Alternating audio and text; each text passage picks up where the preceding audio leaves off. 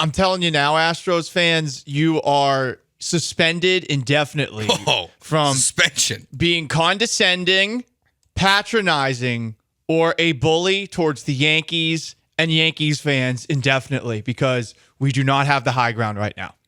We don't. No, they do not. They have beaten the Yankees in every series that has mattered. But to open up the year, the Yankees swept you in your own house, and we've been hearing all sorts of excuses made for the Astros and who they don't have right now. But the Yankees are tied for the most wins in the American League, despite slow starts from all bats not named Juan Soto. Aaron Judge is hitting just .220 right now. They haven't even had their best pitcher, Garrett Cole, pitch yet, and they're in baseball's toughest division. Mm-hmm. And yet, again, they got 23 wins. They are basically tied for first place with the Baltimore Orioles. They've played 2 more games than Baltimore and have lost 2 more games than Baltimore. So technically, they're in second. They're playing well in close games. I love talking trash about the Yankees. I can't stand them. Have hated them longer than any sports team I've ever hated. Mm-hmm. They have always been my least favorite team from my time growing up in Boston. We have to indefinitely suspend ourselves, though, from talking trash, because guess what? We are just like them if we're bringing up 2015, 2017, 2019, 2022. Yeah, because that's all you have at this very moment is past scoreboard. But it just doesn't matter right now, because you're right. It's not fun. We can't talk trash. There's nothing to talk trash about. It sucks. The past doesn't matter. Like when they started the season, that's how we opened this show. Was on opening day was our favorite moments from all the past Yankees Astros playoff series and regular season moments, all the walkouts that they had, Altuve and Correa and Bregman and all these guys and the no-hitter. All that stuff it doesn't matter, because right now what matters is the fact that you are not good. Right. And they are. Specifically, they're really good at pitching this year, again, without Garrett Cole. Joe, every starter in every start has gone at least 4 innings for the Yankees. It's impressive. Every single starter. Their ERA as a team, I believe, is third in all of baseball. You look at where they're at, and they're doing it without the kind of offensive production that we've been dying for from the Houston Astros. I mean, they're getting on base. They're drawing lots of walks, so that at the very least is nice. But they're winning close games. Their closer is taking care of business. Clay Holmes has 11 saves. That's the most in baseball. And the pitching for them, there have been no problems despite missing their best pitcher in Garrett Cole. And they have struggles too. It just doesn't matter for them. It doesn't. And I think the big problem now, coming right after a series where you played against another team that pitches well, the Mariners, and struggled to score runs without them helping you out, like Friday, where they had those meltdowns. That's the only reason you won one of these games. This is another team that is going to make you work for it. And on top of that, they're going to make your pitching work for it. And that does get me a little nervous about these next couple of games. Just the fact that the Yankees take a ton of pitches. Yeah. And, what we have seen from the Astros this year, whether it's the guys in the bullpen struggling or it's the starters struggling, it's a couple of walks. And sometimes these guys seem to just completely melt down.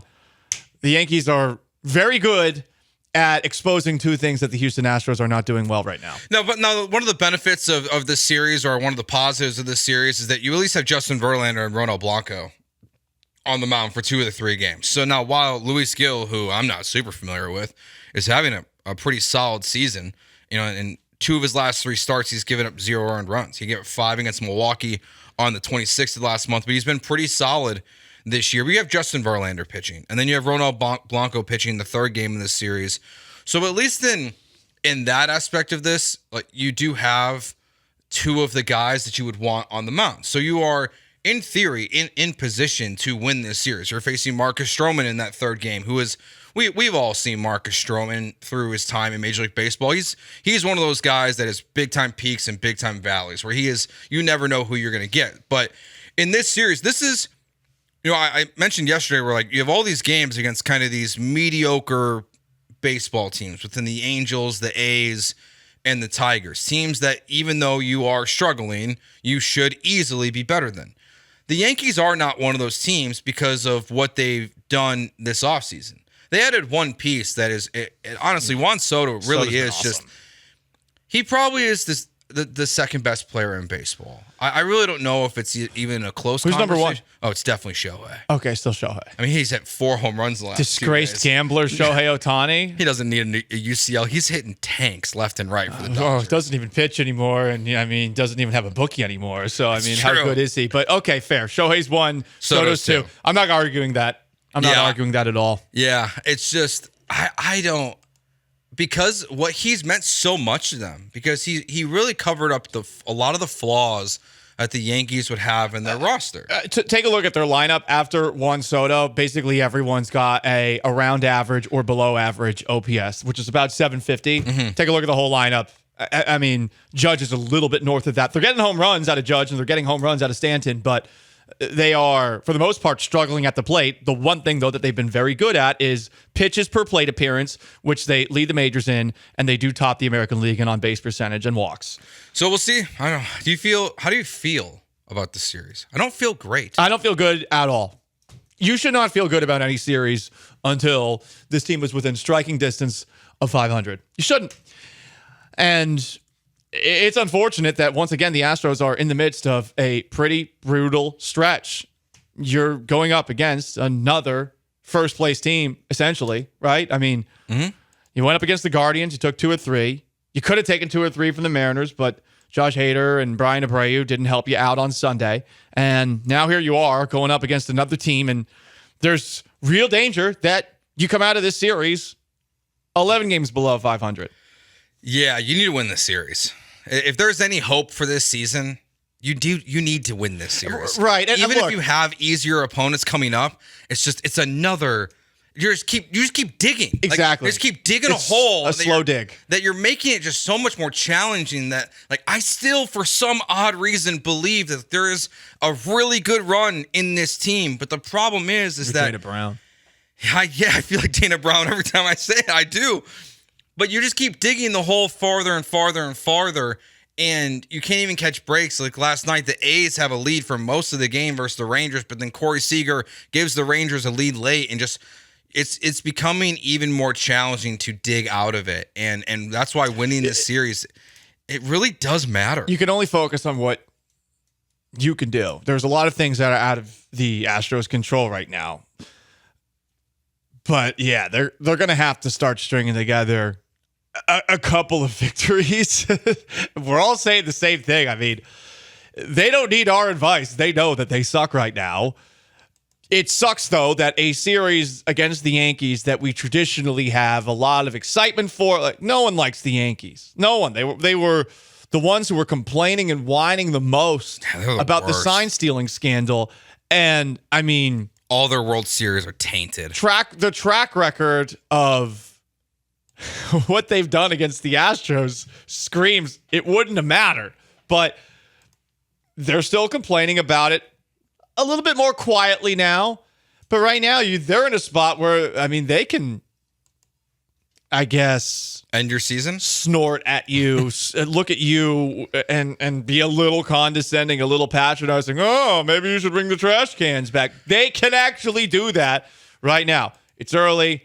You can bring up history if you want, but if you bring up history, you will be them. You will be exactly them. Those bozos wearing their knockoff Timberlands that they buy at Walmart, wearing their jorts, wearing their Jorge Posada jersey that cost $50 when they got it, not even authentic brand. They've got their wife beater underneath. They've got a gold chain that they got at Spencer's for $26, and they've more got their expensive than I thought it was. They've got their flat brim Yankees hat, Joe. I don't know what those go for at Lids, but that is the Yankee fan, just an absolute dirtbag piece of crap. And that person can laugh at you right now because the Astros keep shooting themselves in the foot. Part of the reason why... And you can't clap back. You have nothing to clap back with except for history. And then again, makes you just like those absolute losers. Yeah, part of the reason why I really want the Astros to win this series, not just because I like rooting for the Astros and I want them to do well, is I despise Yankees fans.